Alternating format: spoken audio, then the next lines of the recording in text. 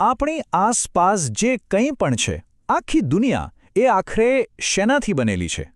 આ એક જ સવાલના જવાબમાં જાણે આખું વિજ્ઞાન છુપાયેલું છે. તો ચાલો આજે અણુના છેક કેન્દ્રથી લઈને આપણા આખા ગ્રહના પર્યાવરણ સુધી એકદમ ઝડપી પણ રોમાંચક સફર પર નીકળીએ. આ એ જ સવાલ છે જેણે હજારો વર્ષોથી આપણને બધાને વિચારતા કર્યા છે.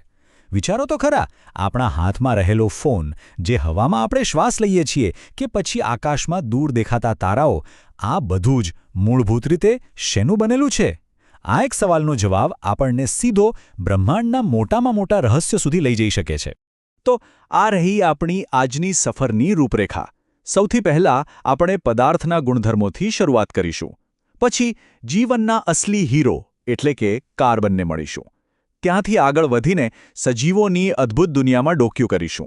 અને પછી તેમને ચલાવતી સિસ્ટમ્સને સમજીશું. અને છેલ્લે આ બધાના ઘર એટલે કે આપણા પર્યાવરણ પર એક નજર નાખીશું.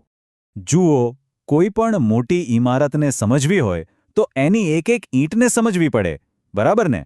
બસ એ જ રીતે આપણે આ દુનિયાને સમજવા માટે એના સૌથી નાના અને પાયાના એકમ એટલે કે પદાર્થના ગુણધર્મોથી જ શરૂઆત કરીએ. ક્યારે વિચાર્યું છે કે પેલી મીઠાઈ પર લગાવેલો ચાંદીનો વરખ આટલો બધો પાતળો કઈ રીતે બનતો હશે? બસ એનો જવાબ છે ટીપાઉપણું. આ ધાતુઓનો એવો જાદુઈ ગુણ છે જેના લીધે એને ટીપી ટીપીને કાગળ કરતાં પણ પાતળા પતરામાં ફેરવી શકાય છે. અને હા, ટીપાઉપણા જેવો જ એક બીજો મજેદાર ગુણ છે તણાવપણું. આનો મતલબ છે કે ધાતુને ખેંચીને વાળ જેવા પાતળા તાર બનાવી શકાય. આપણા ઘરમાં જે વીજળી આવે છે ને, એ તાંબાના તાર આ જ ગુણધર્મને કારણે બનેલા છે. તો વાત એકદમ સાદી છે. ટીપાઉપણું એટલે પતરું બનાવવું અને તણાવપણું એટલે તાર બનાવવું.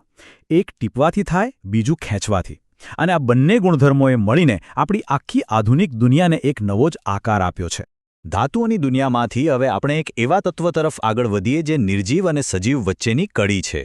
આ તત્વ કોઈ સુપર હીરોથી કમ નથી અને એનું નામ છે કાર્બન. આ જે 4 નંબર દેખાય છે ને, એ જ કાર્બનનો અસલી સુપરપાવર છે. વિજ્ઞાનની ભાષામાં આને કહેવાય ચતુસંયોજકતા. આનો મતલબ એ છે કે કાર્બનનો એક જ પરમાણુ એક જ સમયે બીજા 4 પરમાણુઓ સાથે એકદમ મજબૂત રીતે જોડાઈ શકે છે. અને બસ આ જ ક્ષમતા એને લાખો કરોડો પ્રકારના જટિલ અણુઓ બનાવવાની શક્તિ આપે છે. અને કાર્બનની બીજી એક જબરદસ્ત શક્તિ છે કેટેનેશન. એટલે કે પોતાના જેવા બીજા કાર્બન પરમાણુઓ સાથે હાથ મિલાવીને લાંબી, મજબૂત, અતૂટ સાંકળો બનાવવાની ક્ષમતા. આપણા જીવનનો આખો આધાર, ડીએનએ અને પ્રોટીન, એ બધું જ આ કાર્બનની સાંકળો પર જ તો લખાયેલું છે. તો એ તો સમજાયું કે કાર્બન જીવનના બિલ્ડિંગ બ્લોક્સ બનાવે છે.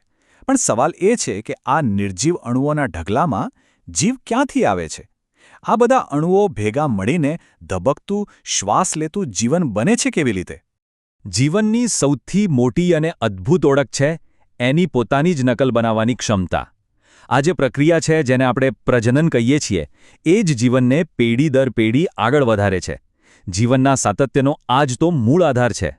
અને જીવન પોતાની નકલ બનાવવા માટે કેવી કેવી અવનવી રીતો અપનાવે છે. જો કોઈ જીવ 2 ભાગમાં વહેંચાઈને 2 નવા જીવ બની જાય, તો કોઈ પોતાના શરીરના કપાયેલા ટુકડામાંથી જ આખો નવો જીવ બનાવી દે.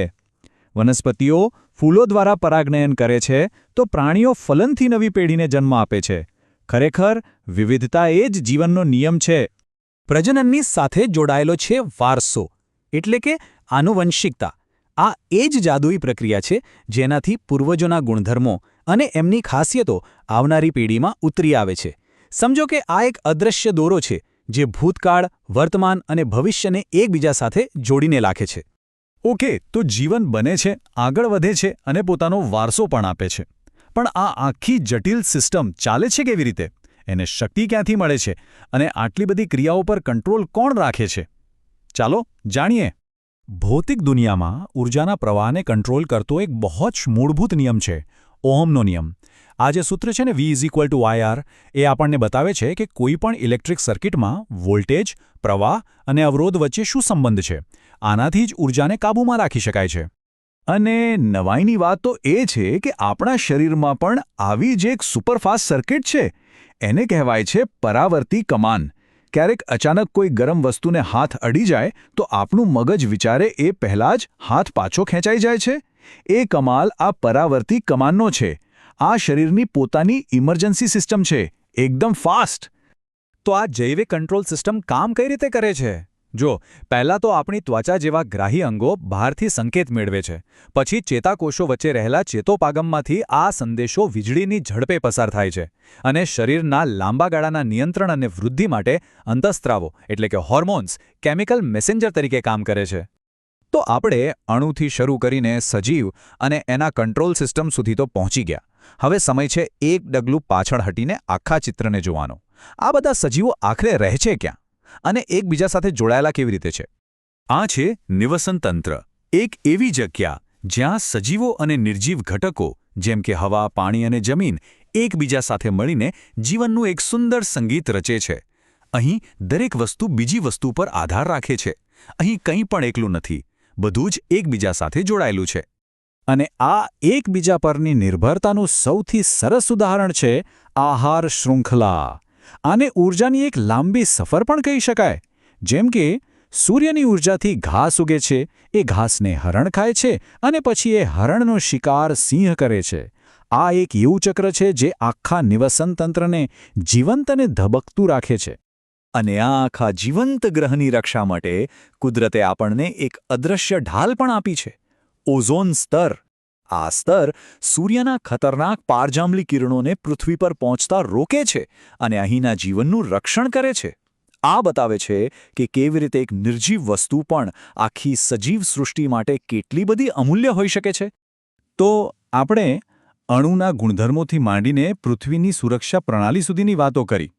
આ બધું જાણ્યા પછી મનમાં એક સવાલ ચોક્કસ થાય કે આ બધું જે જ્ઞાન છે એનો ઉપયોગ કરીને શું આપણે આપણા આ ગ્રહ માટે એક વધુ સારું અને સંતુલિત ભવિષ્ય બનાવી શકીએ?